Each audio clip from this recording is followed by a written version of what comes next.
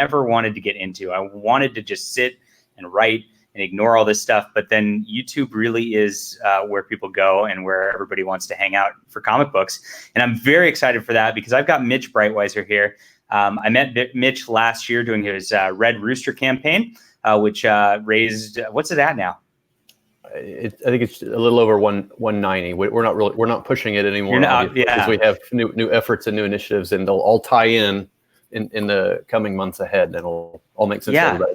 And I know you've been diligent from day one about like you've had this like grand vision of like having a full on company and brand and all that, and really being a Stan Lee type figure. I wouldn't go. Hey, let's go for it, dude. And I've seen pictures of the Futurists, popping up here and there for a long time, and maybe a couple of these other projects also. When did that start in your head? When was this more than I'm just going to make an indie comic? I'm going to do something bigger. I guess it goes back quite a ways. In the process of all this, I've been scanning.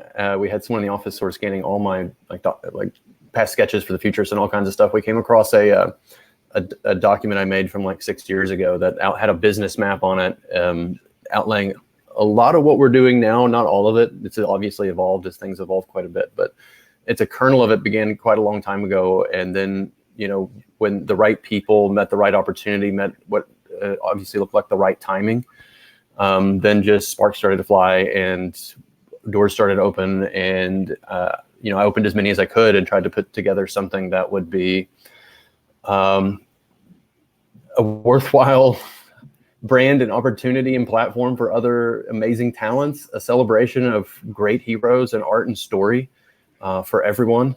Then that's what it became. Cool. Are these properties creator owned, or is it all kind of your concepts that are being fleshed out by some folk in the industry here? They're not all my concept. Red Rooster is mine entirely. My conceptualization, and then organized to get it all done. And of course, Mark Pellegrini was hired to help me round out the edges and create a script, and he did a very good job on that. Yeah, I'm very excited for that. Yeah, me too. Yeah, it is a worthwhile project, and I appreciate everyone for being so patient, of course. But we are trying to make it as all of these things to be. We're trying to make everything great. Nice. That is taking some time. Are you looking at like a knock it out the park, and then it's like boom, boom, boom, boom, boom? There's gonna be so many Mitch Breitweiser books like all at once. Well, they're not my. Nobody's gonna believe it. Oh, sorry. No, I'm getting to that. So let me clear it up. So they're not like all my books. So in the case of the Futurist, it was I had a co-creator on that, Patrick Stiles, and a longtime friend, and people are going to see how talented he is very soon. And he's now our editor-in-chief at Allegiance Arts at the company that we started with a partner down here. So Patrick he's a co-creator on that, and he's the writer. Yeah, Butch Geist is the artist, and Butch has some chops for sure. So cool. Yeah, no doubt. He goes back to the early '80s, an esteemed professional, and I mean, you just look at the work, and he just delivers. Nora's Saga was a conception that we have Kelsey Shannon and Blake Northcott on. That was originally conceived by Patrick many years ago as a webcomic, and when I had essentially the commission to create 4 comic books and produce 4 comic books, including Red Rooster. I was looking through a slate of ideas and things that we had tossed around in the past, and this one popped up, and I'm like, well, this is exactly what we want to do with the company. That if we just take it from a webcomic and make it a little bigger and a little grander, bring in the right talent, which I believe we have done. I'm very, very proud of this talent. Then we could have a real saga. Exactly how I developed Flying Sparks. Originally, like I was going to put it up a page a week and do that on the web, and then eventually it just became okay. Well, I've got several issues now. I'm going to make it issues now, and then a big story started to unfold from there. And now we're in 10 issues worth of this within a year. So it's pretty exciting stuff. Well, that is quite an accomplishment. It's very good. Yeah. I'm trying to start my own deal, but just of my own books. So it's kind of a different deal. Yeah. I'm so excited that you hired Blake. Blake is one of my favorite writers out there. She is so great. I've been reading her stuff at Aspen Comics for the last year and a half, and she's just hit it out of the park with everything she's done. Agreed. And that's exactly where I wanted to go next with this, because she really brought this one home. She's an extremely talented person. We were looking for the right fit for this project once we decided we'd greenlight it. And she had already kind of been based on she seemed like just an impressive person.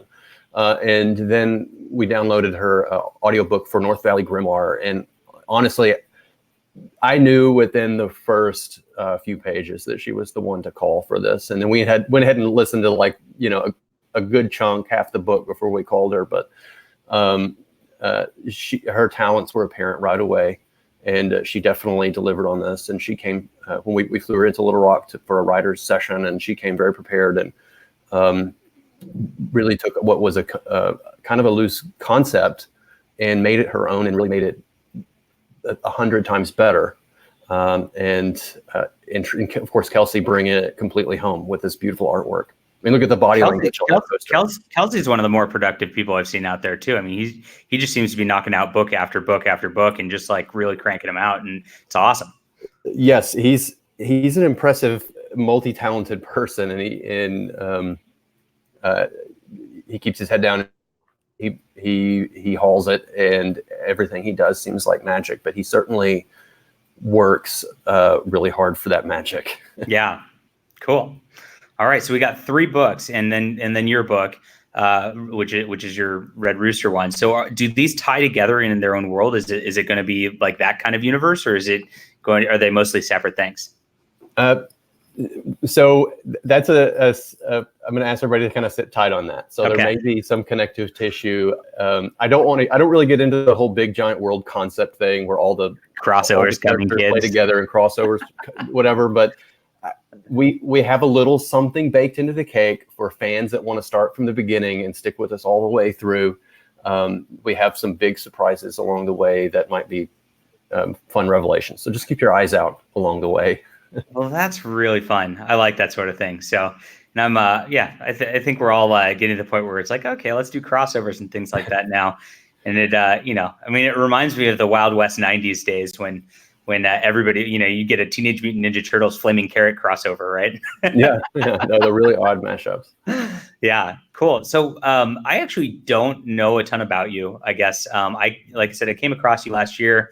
Edwin Boyette brought you to my attention and said, this guy's a great artist. And I looked at your art and I'm like, wow, this guy's a great artist.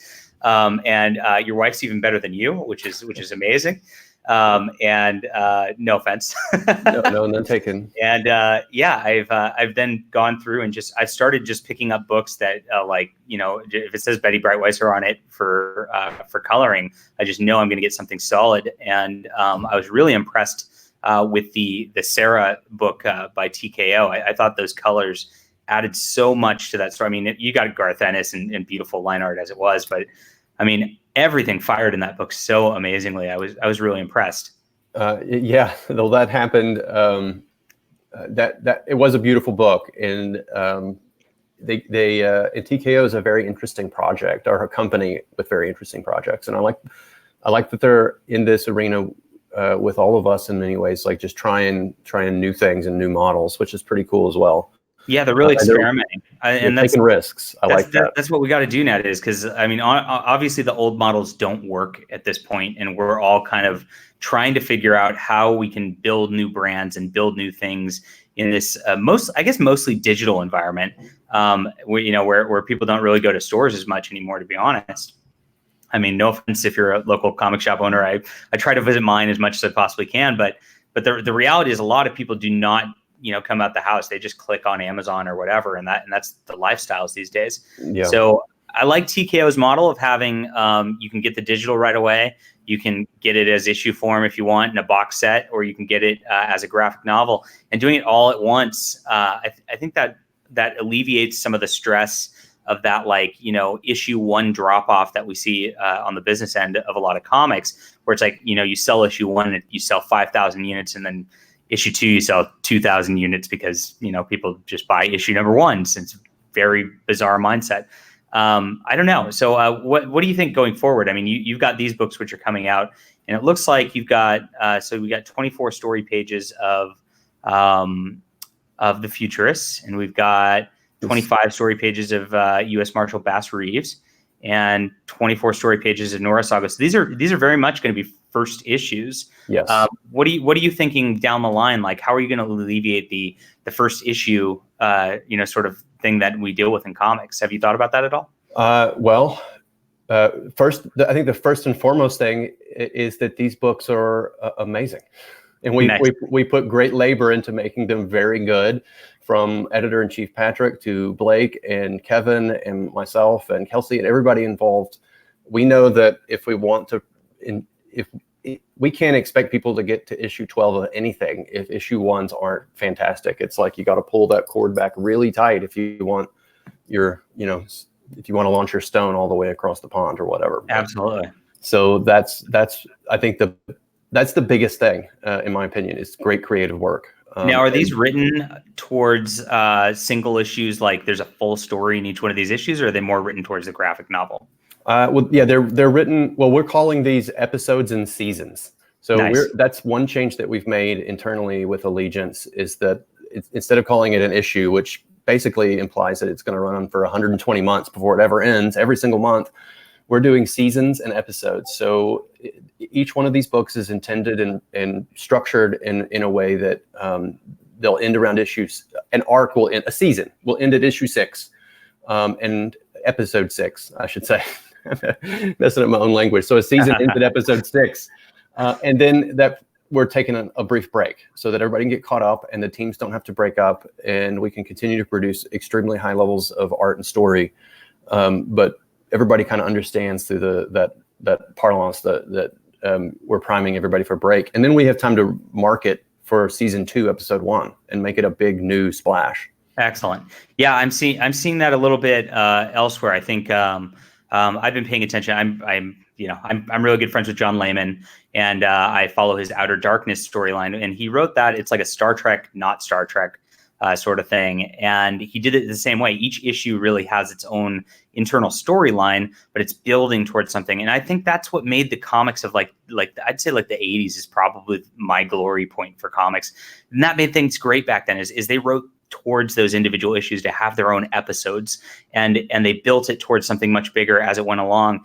And as the shift went towards like that graphic novel writing, you'd have an issue 3 or 4, and like you couldn't even pick it up at that point. Like it wouldn't have its own internal plot. It wouldn't have anything.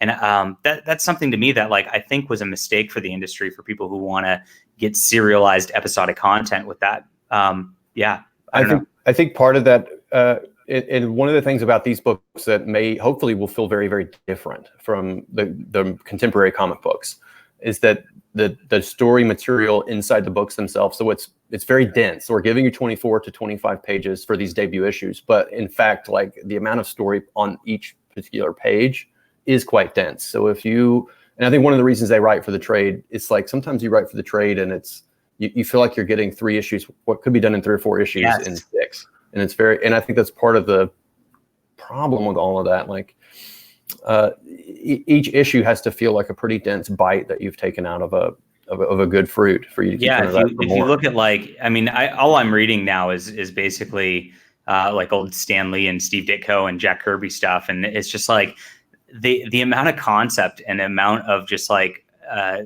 what they'd be able to pack into a single issue. And sometimes less than a single issue. Sometimes you'd get like 12-page comics, and they'd have backup comics in there also. And they'd still manage to pack more story into what I'd see out of 6 issues and a lot of stuff these days.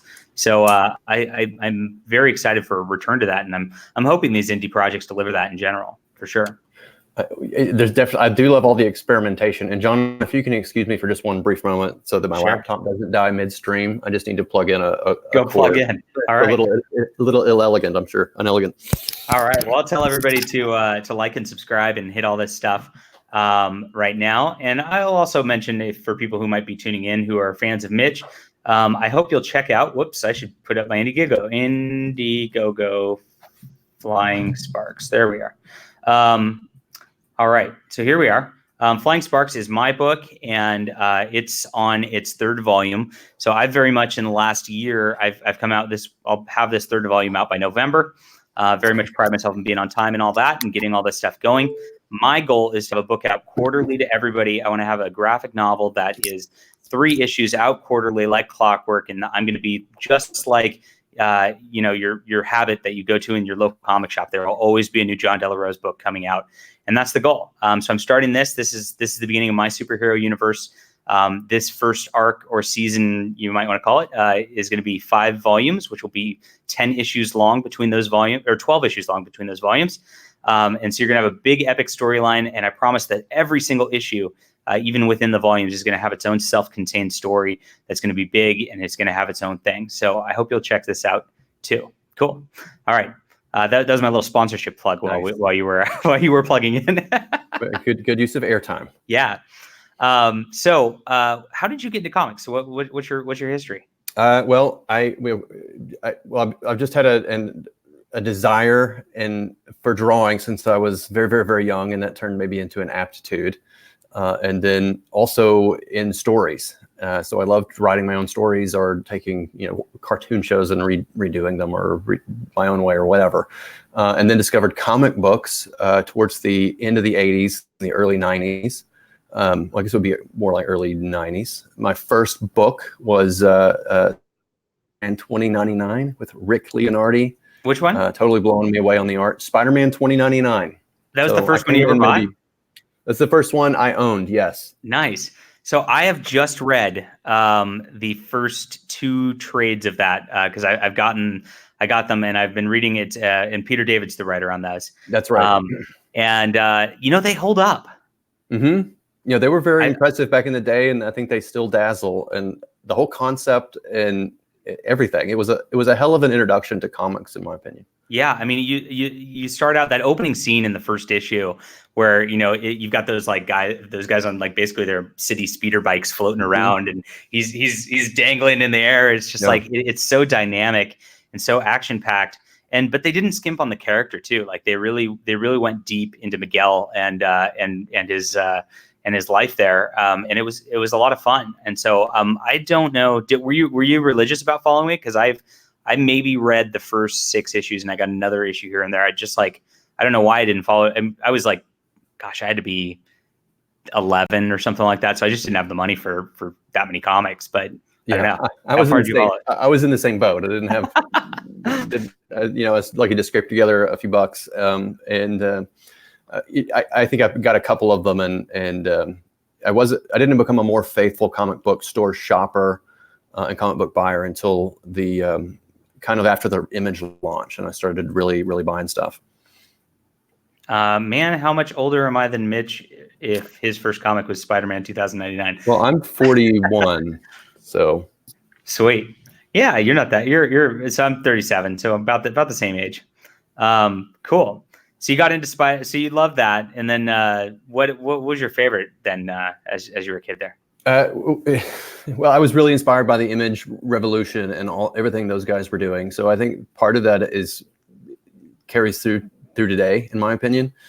Certainly watching our young artistic talents buck a system that I didn't quite understand. I was probably too young to fully understand it at the time, but I watched them do exciting things and create exciting new heroes and dazzle the world with some amazing accomplishments and put together new creative teams. All that was so thrilling and amazing to follow as a teen. So those were sort of my early art inspirations, as well as some like fantasy painters like Keith Parkinson and Larry Elmore. I was big into their work as well. Oh yeah, Dungeons and Dragons and Forgotten Realms and all that. Larry Elmore stuff's out of control. I know we have a lot of viewers here who are into that style of art. I had an artist on, a couple weeks ago, who's Manny Lolo, and he's doing that like 70s epic fantasy painting style art, and it's just like, I could watch him do that forever. It's beautiful. Yeah, I love that stuff. Yeah. Let's see. I had a question in my head and I can't remember what it is at this point. Dang it. So you went into comics at that point. And when did you start to draw your own? How'd you come up?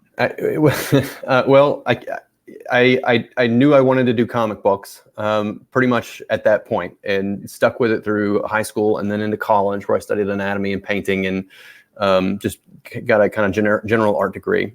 And then towards my senior year, I started putting together a comic book related portfolio and hauling it around to senior year. I started going to conventions for the first time. Now, I'm an Arkansas boy and went to art college in Arkansas. So there's really, there is a comic book culture here, but it's not like New York, Chicago, big city comic book culture, but it's pretty healthy. You got a pretty great crew there with Bill Williams and Matt Weldon and Mark Pellegrini and Tim Lim. I mean, you got a pretty sizable group. I always hear about all that, and I'm just like, oh, I wish I had that in the Bay Area. Well, Weldon, I think Weldon lives here. He lives. Oh, he doesn't. He's somewhere else. I can't remember now. But certainly a lot of talent. There's a lot of talent around here. It's like here in Little Rock, it's a little big city. So it's got everything kind of a big city has, but it's packed into a much smaller area. So everybody kind of knows everybody, and talent can get networked up pretty quickly and rise and get noticed. And there's something kind of interesting going on here, not just in comics, but like in other sectors too. So quite the opposite in San Francisco. Yeah. It's just like, it's devoid of culture. It's like we have no music scene. I tried to start a band early on, and it's just like I couldn't get anywhere because we just had nothing. I got on MTV, but I was not able to I still couldn't have a scene here. It was bizarre. Oh, interesting. And then, I mean, just like our literary culture is, I don't know if you've ever watched Portlandia, but they have a joke about the ye old feminist bookstore, and it's just angry cat ladies doing their things. Pretty rough. You have one of those on every corner, I guess, instead of a comic book shop. Yeah, pretty tough. But that's out in Berkeley, which is interesting by itself. And all those are even closed down now. Like, I mean, you just don't get anything. There's no culture anymore. It makes me sad. That is sad. Yeah. It's certainly, I mean, the impression radiating outward is an impression of a city on the decline, and that's unfortunate to say. Yeah, I got to get the hell out of here, but my family's here, so I'm tied, right? Yeah.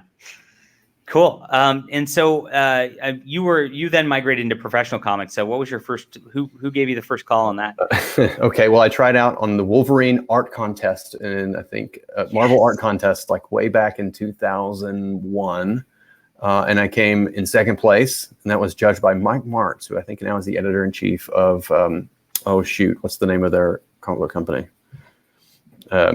Mike Martz. Mike Martz. Yeah, he was an editor over at Marvel for quite a long time, and he gave me a what's called an inventory issue gig on Agent X for coming in second place in the Wolverine art contest, which I drew terribly. Terribly. He does Aftershock comics. They're doing great stuff. Yeah, actually. Yeah. Cool. They're definitely working with a lot of talent, a great talent. So Mike's a good guy for sure. He's a good guy actually, and he knows his stuff in comics as well. He gave me my very first gig, and then it was kind of odd jobs from there on out because I wasn't quite ready. I was 21 and fresh out of college, and I really jumped the gun on that one. But I got better, cut my teeth, and came back and started with Marvel again in 2005 on Drax the Destroyer, which turned out to be a really big book with Keith Giffen as the writer. And that inspired sort of the inspiration. It was sort of the inspiration behind the relaunch of Guardians of the Galaxy. Oh, neat. Way back in the day. It was like kind of like their toe in the water to see if there was a market for it. And that very definitely a feather in my cap, that project. And redesigning Drax and with the knives and the tattoos and all that cool stuff. Yeah, you made him a lot more badass for sure. It was the very first thing I did at Marvel, and it was a lot of fun. I did that with editor Andy Schmidt, and I was living in New York at the time. I saw to New York to make all this happen, which was. Did they make you actually sit in a bullpen and draw while they've got? I did that day. I literally came into the office and drew that whole redesign in the office for a day, and with the editors involved, and it was a lot of fun, and it was kind of my only real book. It was what I always imagined at 13 that drawing comics would be like. You'd be there in New York in the office, doing cool stuff with cool people, and it was fun and a great memory. But that's not really the way comic books operated at the time, and they definitely don't operate that way now. And then they put me in the basement. I put myself in my own basement with an artboard and a little light that's shaking. Yeah, kind of. Yeah. Oh man, that's so funny. Okay, cool. So you immediately went on Drax, which I guess nowadays everybody would be like, that's amazing. Guardians of the Galaxy is the best. But back then, like, there wasn't much to Guardians of the Galaxy. So that's a pretty cool thing to be a part of. And what happened from there? I mean, then I went on to draw a lot of Captain America story. Well, at issue 2 of Drax, DC started making me offers, and for which I used as leverage. So I called my editor and I said, "Hey, DC, I'm having fun here. I'm in issue 2 of Drax. And issue 1 was a little rushed. Issue 2, I was giving it the gas. I was giving it all the beans, and it was looking a lot better. And I was really quite proud of it. And then DC was calling, and so then I called my editor and I was like, "Hey, DC's calling me. They have something in the fall, but if there's something here, I'd just be happy to continue with a sure thing." And he ran it up the chain and got back with me the next day. It was Joe Quesada wrote me the next day and offered me a 2-year contract, which I said yes to, obviously, because that's what I was there for. And then I could get the heck out of New York City and come back to Arkansas and draw comics, which is what I did from there. I started working on the Captain America, the Patriot story with David Morrell, the creator of Rambo, which was a very magical second project. And then I went on to do a few Captain America things after that. And I met Elizabeth in this time, who was in art school and very talented and beautiful. And we dated at this time and then got married after about a year and a half. So that sounds like a con job. How'd you work that? Well, we went to the same, I'm 5 years older than she is, but we went to the same college. I'm 5 years older than my wife too. Same deal. Nice. Yeah. But I didn't know her in college. This is a good story, actually. I had just landed my gig with Marvel, and I was getting ready to leave Manhattan. I bought my first computer with my first paycheck, and MySpace was on. So that's when MySpace was a thing. You MySpace stalked her? No, I didn't stalk anybody. I was looking. We went to the same college and from the same art department. So I was looking up old art department friends and professors, and then her profile popped up as like a current student, and I'm like, well, she's beautiful and funny, and I'm moving back to Arkansas anyway, so I'm going to take a shot. And I wrote her out of the blue, and she responded. Wow. And we corresponded just every day then since. Every day until I left the Northeast and came back to Arkansas. And it turns out, like, we were talking for a month. This is actually quite serendipitous. We talked for a month before she realized that someone in her family knew me. So I knew both her mother and her brother, which is interesting. I met her mother, who was a teacher taking a free credit ceramics class. And she was very interested that I wanted to be a comic book artist and was traveling to Chicago to go to Wizard World. And she said, my son really loves comics, who's a senior in college, and he needs a good mentor. And I'll give you my gas card if you'll take him to Chicago with you. And so I took her brother to Chicago with me my senior year of college. And we didn't discover that until like 5 years later. He totally MySpace stalked me. Yeah. I guess I'll wear it. I'll own it because it got me where I needed to be. I got a beautiful, lovely wife. Whatever it takes, right? So I went for it. I'll give my wife story and then I'll tell you her version after too. Oh, okay, yeah, that's so great. I used to I was working in a place called Walnut Creek, where it's kind of like our little fashion hub out here right now, and my buddies and I would get lunch at this place called Stanford's every once a week, almost, maybe twice, sometimes 3 times, sometimes 5 times. And what happened is that was right by Nordstrom. So what we would do is we would take laps around Nordstrom because all the pretty girls worked at Nordstrom. If you guys, by the way, pretty girls work in Nordstrom. This is what they do. If you guys want to find pretty girls, go to Nordstrom. You got to have money though. I don't know. Yeah, so we just took laps and and then that kind of faded, and I saw some of the pretty girls there, and she was one of them for a while. And eventually I rolled into Nordstrom to get a suit for a job interview. And so I went and I got my suit, and I kind of knew one of the other girls there, and I was like, hey, who should I ask out here? Cause I'm looking. And there's 2-3 girls who I was interested in. And she pointed to my wife.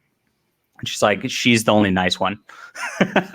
Nice. And I'm like, all right, cool. I'm like, so set it up for me. And I'm going to come back and get this tailored. So set it up. And then she said, sure, no problem. So I thought I was walking into a setup date on the way back. And I thought things were set up. I'm going to go out to lunch with this girl. She knows this. And so I walk right up to her. And then the gal who is working, who I knew, I'm like looking at her expectantly, like, because this girl's staring at me like I'm crazy. I'm like, what's going on? And I'm like, are you going to introduce me? And then the gal I knew goes, John has something to say to you, and walks away. Oh, no. Never set anything up. It was just like a super awkward moment. And I was just like, you want to go to lunch? But she said yes. And that was it. So easy. Nice. Oh, yeah. wow. So I Nordstrom stalked my wife. So yeah. Well, that's tricked into it in a sense. It's kind of good that she left you hanging, because then your future wife then says, well, this is a guy who will just go for it. We'll just go for it. No matter what. Yeah, I guess that's what that's what worked out on MySpace too. But so you had the family connection though. That works.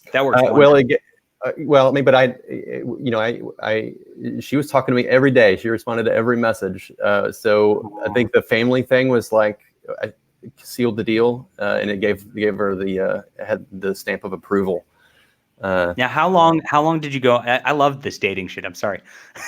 How long did you go on MySpace messaging before you were like, hey, can I get your phone number and migrate to calling?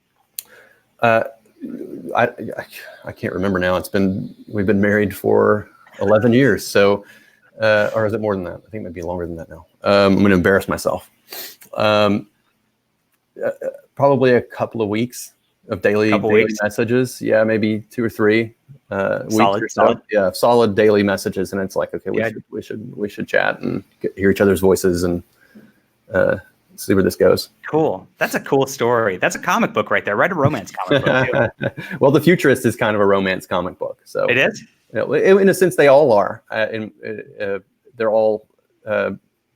These are all comic books that have a strong family component, and definitely part of that family is the husband and wife relationship. So each one of these struggle with this. That makes me happy, because I don't hear a lot about that. I notice a lot of modern comics are like, oh, you're in trouble. 12. It's been 12 years. 12 years. Yeah. Yeah. I knew I was stepping in it when I set it up. But a lot of modern comics, and I'd say this is actually since the superhero age, so this is not this modern of a problem, but they try to focus on these like singles relationships all the time, and it's like they never want to develop into that husband. It's like they're scared to tell a story, and they don't know how to tell a story of husband and wife relationship that's like a healthy relationship. For me, I know that I want to tell stories that are definitely in that vein. I don't think I have any yet, though, interestingly. But I want to progress into that, because I feel like that's an untapped relationship market relationship, like market's not the word, trope that you don't see much. Well, I think people will relate to it, and also it is scary. It is scary because in order to have those relationships function, you have to go through conflict, and conflict is interesting, and it's part of every great hero. So, I think it's far appropriate, but I do think it is a scary topic because it is scary in real life and it's hard. The good relationship comes at the cost of conflict and conflict resolution and keeping on and working at it, as do comic books. Nice. So, let's dive into the Futurist. So the Futurist, just as a name, it just screams, I guess, science fiction to me, but it looks like it takes place in the past. 1866, stricken by an insidious curse, 3 outrageous egos race to unearth the mythical lost city of Shambhala. Did I pronounce that right? Yes. Okay, cool. In their way is Teddy, a treasure-hunting rogue with a dark secret who must save the family he left behind. To rescue his daughter Hannah from dark magic, Teddy must forge an unlikely alliance with Harij. Yep. Yes, I'm winning today. A beguiling young shaman who is much more than he seems. Together, they will navigate a war-torn landscape and face terrifying monsters, murderous cults, macabre plots, and the exotic mysteries of ancient India. So I'm absolutely way off base on my immediate science fiction thought. And this is like a Indiana Jonesy type of deal, it sounds like. In a sense, it was inspired by it definitely has its roots there in a sense. Like, it's not a professor getting treasure from Nazi hoarders, but it's this war veteran who's a bit battle scarred and a family man who has made some mistakes along the way, and now his family is caught in this trap between the Civil War and these two extreme villains racing to Shambhala, and his family's caught in the middle, and he's the only one that can pull it back together. So it's this story about a family and a father who's trying to right old wrongs and pull it all together again and save his family in the process. Nice. And General Grudge says the art looks nice. Yeah, it's Butch Geist, and I would expect that. Yeah, cool. It's incredible. Sweet. So, all right. So you've got all three, and so you're planning on dropping. It looks like you're planning on dropping all three comics at the same time. Yeah. In January 2020, and I think you made a note. I think I was watching the stream yesterday, and you were scrolling down, and you do have the updates of where these are at in the process, right? And they're almost done. Yeah. Was I wrong on that? Yeah. Towards the top, we have I can't find it. At the very top, it says complete and ready to print as a graphic we made. Yeah. And the goal of this was to build a campaign and robust campaign and get all the ducks in a row and get all the books done. And everybody hustled to do it. We're probably about 95%, give or take a percent. The Futurist has, I think there are 3 pages left on Nora that Kelsey has. And David Williams is done with his work on Bass Reeves. So that project's in the can. Kelsey, I think, is tightening up some of the colors.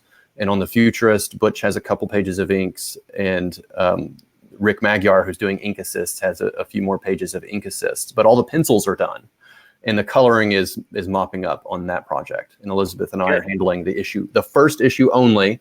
And then we have a gentleman that's going to take over for issue 2 who's very talented. And we'll announce him at the appropriate time. Cool.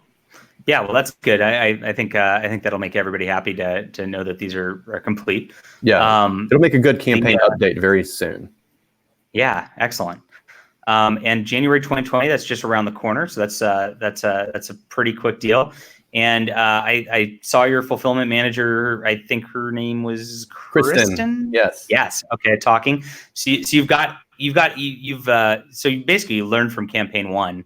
And you've got all your ducks in a row and set everything up so that you can just hit the ground running with this one. It sounds like. Yeah. Well, I think most of the ducks are in a row. Yeah. I can't see all the ducks at the same time. Can't see all the ducks. Nice. We've certainly learned a lot. And Allegiance as a brand has to be much tighter than obviously mine and Elizabeth's first rough and tumble turn out of the gate. Right. So, and we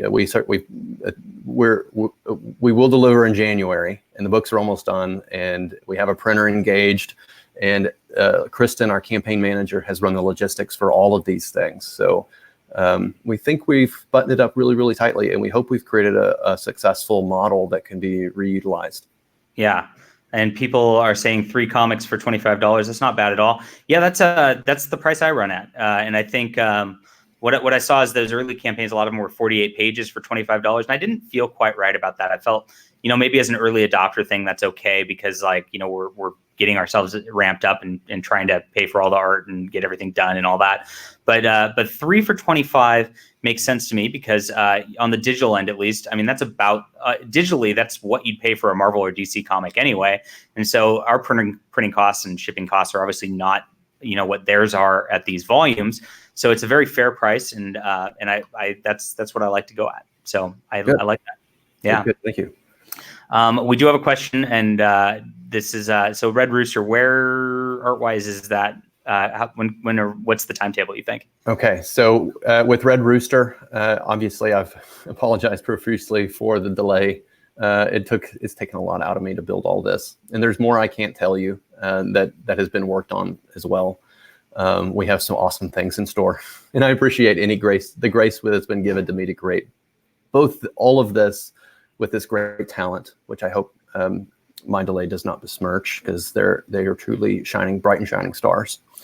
Red Rooster has my focus now that this launches is wild. We have a website coming up as well. We have our campaign manager. We have an editor-in-chief, Patrick, who's going to be writing these campaign updates. Bruce said a little extra is worth it for getting an actual story. Yeah, I mean, Mitch has. I mean, Mark is one of my favorite writers out of this whole indie movement. So it's definitely, you're going to have a good story. I have no doubt about that. Yeah. So, and a few people have read it, and they definitely, I think, agree with John's hunches that it's a good story. And we're tightening up a little bit in the finale. We've added 4 more pages to our initial, I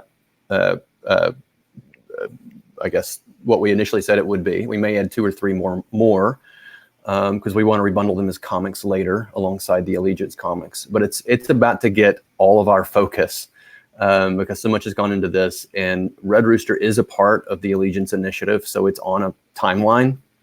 And other people are now responsible in helping me get there as well. And they're responsible for taking the reins at the Allegiance publishing initiative, the brand, so I'm not running these social media accounts and or the campaign, that kind of stuff. And I'm not drawing these books other than we're just coloring this first issue just because we have to get it out. Yeah, this is a part of a bigger initiative, and I see that, and it's about starting a comic company for real, and really doing that, and that's the type of thing I'm here to get going. I want these things successful, and I want these things to be able to carry on, and honestly, I want these things to replace what we have in the current mainstream industry. That's why I will push so hard whenever I see somebody who actually cares about comics, and that's the big deal. Well, thank you. I'm glad that comes across. We certainly do care about making very great comics, and Red Rooster is coming, but I feel like I can hang half a hat on some amazing these are amazing comic books, and I as a creator I've basically been the producer for these comic books, and so I'm putting my 110% stamp of approval on quality. I'm putting everything I have behind it. So you've got how's Allegiance structured? You've got an editor-in-chief. You've got you're the what then? Chairman and CCO, Chief Creative Officer. There we go. Okay, cool. Yeah. So you're Joe Quesada. That's a loaded question. I'm sorry. I'm just a guy trying to run a comic book company and keep it all together and create amazing things. And cool. Everybody's falling into their roles. Patrick Stiles is a longtime collaborator, and he's our editor-in-chief. And he came from a BMI where, we met in art school, so he has an art and writing background. And I know he's very talented and capable. He's coming out of BMI out of Nashville, which is a music rights and auditing company where he would do very big organizational structure, like stuff for them in terms of their outs to artists. So he's used to working with big, complicated schedules and on complicated timelines. Nice. So that's a big benefit, and working with large groups, as well as being a creator. So he's been a very good help in what we're trying to build. And obviously the talent are the real stars, like Kevin Grievix, the creator of Underworld, and Blake Northcott, who I believe is a future superstar and definitely a rising star right now. Yeah, I think so.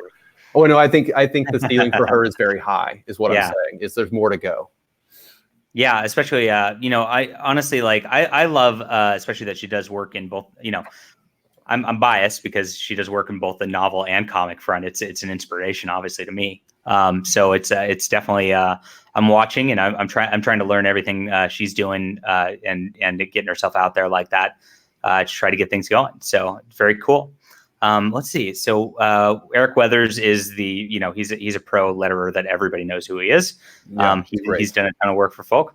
And who else? We haven't really talked about David Williams. What's his role? David Williams is the artist for Bass Reeves. Okay. So David is an absolute phenom. He sometimes flies a little under the radar, especially on the YouTube scene and Twitter. But he is a longtime comic book man. He's done a lot of work with DC and Warner, including with the Warner Animation division. But I've known him from way back in DeviantArt, where we became friends and bonded over sort of coming into the industry around the same time. So he was high on my.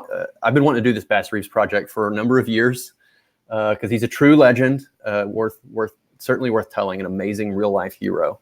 And David was definitely on my short list for any of these books. And so I called David up many, many months ago when I was laying the foundations for this, and pitched him a number of projects. And then I threw three. It's a western with like supernatural element? Sounds like no. It's a Bass Reeves is it's not supernatural. I'm up on all this stuff, guys. Yeah, it has it's going somewhere that's fun and kind of trippy and is very different for a Western. But Bass Reeves himself is a true to life hero. He was born a slave in Tennessee.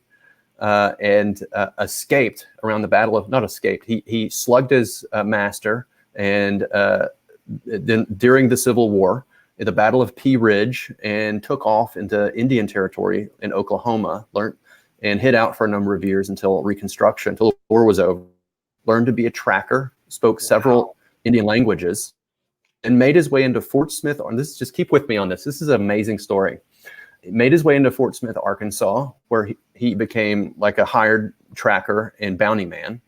And then he caught the eye of Judge Parker, who was known as the hanging judge. And he was made famous contemporarily by the movie True Grit.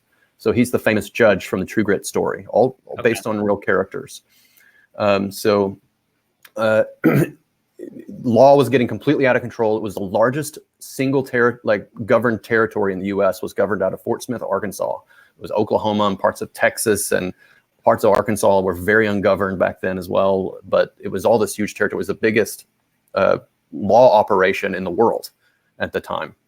And he was stretched thin. He brought in Bass Reeves and deputized him. I believe he was the first Black U.S. Marshal in the United States. And not only that, it didn't stop there. He was he had a famous draw, 2-gun draw, and was a notorious sharpshooter.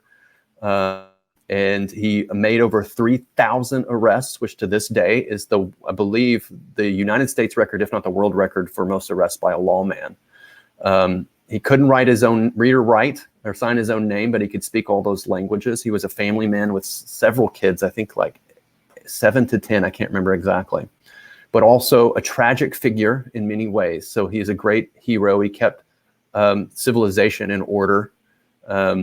And his legend outgrew him in his own day. And then he was sort of lost to history in many ways, in kind of what I guess you might call a whitewash of early Hollywood and Westerns. But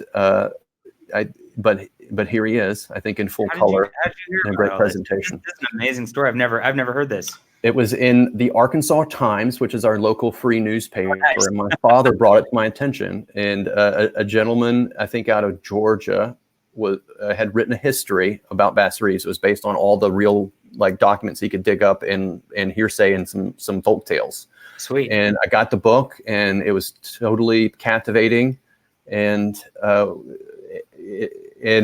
just hadn't been able to let it go. And his story just has to get told. And David Williams is the man to draw it for sure.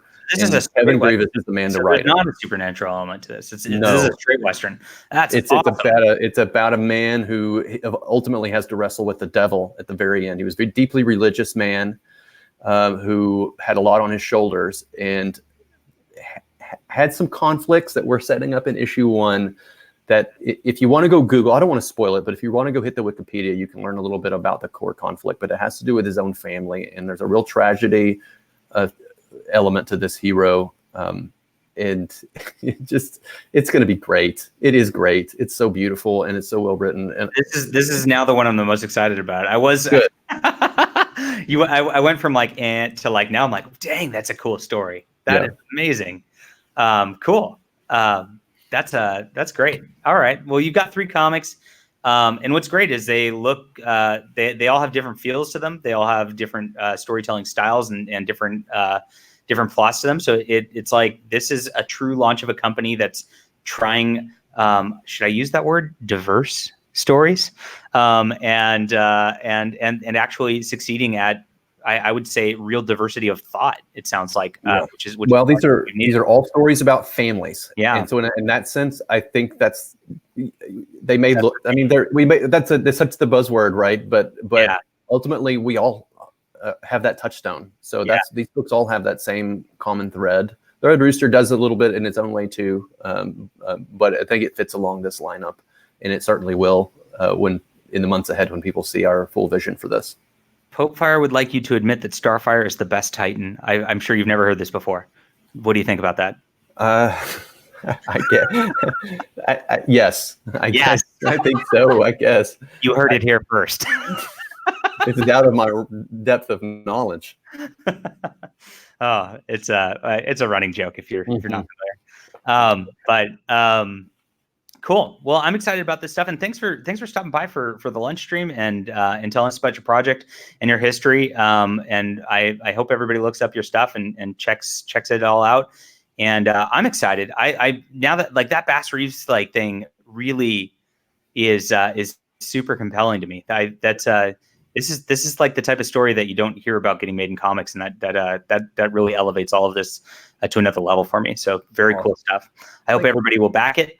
And also, of course, back Flying Sparks. If you haven't already, you probably already have if you're on the stream. I mean, let's be honest. So yeah, both these are up. The links are in the chat below. Are there any questions for Mitch before he goes? Art stuff that I don't know anything about would be a big thing. I don't know, more history stuff. Yeah. He's worked on a lot of stuff for a while. No. Yeah. They're just ready for their Red Rooster book. They're just ready for the Red Rooster book. Yeah. Well, we all. So cool. It sounds good. And right. I think that's it. Well, cool. Thank you so much, John, for having me on. It really has been a pleasure. And thank you for, these lunch streams are great. And thanks for featuring all these great talents. These are a lot of very talented individuals.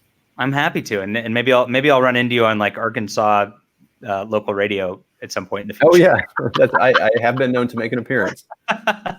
Yeah, that's actually the first time I actually think I talked to you. Oh yeah, that's right. Yeah, I forgot about that. That's right. Cool. All right. Okay. We'll see you guys soon. Cheers. Yep. Have a great day. You too. Bye.